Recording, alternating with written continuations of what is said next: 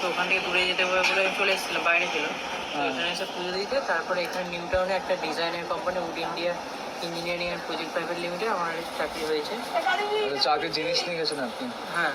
আচ্ছা, আজকে এটা ফেরত দিচ্ছেন? হ্যাঁ হ্যাঁ। নাম বলো বাবু। গৌরব সাহা। গৌরব সাহা। জয় মা। জয়। এ মা, চাকরি হয়ে গেছে। চাকরি করে দিয়েছো এই পুজো মা।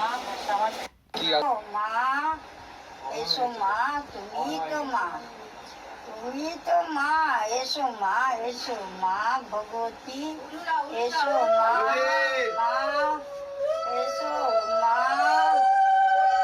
মা, এসো মা। জয় মা, জয় মা, জয় মা, জয় মা, জয় মা, জয় মা, জয় মা, জয় মা, জয় মা।